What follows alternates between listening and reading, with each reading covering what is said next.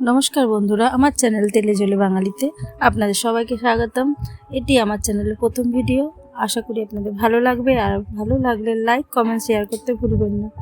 আর তার সাথে আমার এই পেজটিকে ফলো করে দেবেন এবং ইউটিউব থেকে দেখলে অবশ্যই সাবস্ক্রাইব করে দেবেন। তো চলুন শুরু করা যাক। আজ আমরা বানাতে চলছি তেল পটল। তেল পটল বানানোর জন্য প্রথমে আমি 500 পটল নিলাম এবং তার খোসা ছাড়িয়ে তাকে মাঝখান দিয়ে চিড়ে ধুয়ে রেখে দিলাম। এবার মশলা তৈরির পালা। মশলা তৈরির জন্য আমি প্রথমে নিলাম মাঝারি সাইজে একটি টমেটো, 2টো গোটা পেঁয়াজ, আর 2 কোয়া রসুন, আর একটু আদা।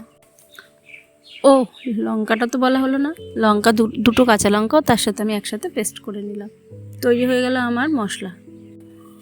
এরপর গ্যাসে কড়াইটা বসিয়ে পরিমাণ মতন তেল দিয়ে আগে পটলগুলোকে আমি লাল লাল করে নুন হলুদ দিয়ে ভেজে নিলাম।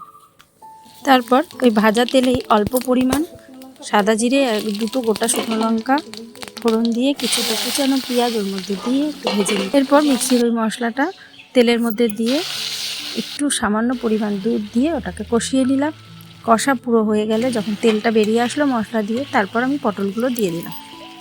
পটল সেদ্ধ হয়ে এসেছে, তেল পটল আমার রেডি। এরপর গ্যাসটা অফ করে দিয়ে ওপর থেকে ঘি, গরম মশলা, ধনেপাতা কুচি দিয়ে নামিয়ে নিলাম। তেল পটল আমার তৈরি হয়ে গেল।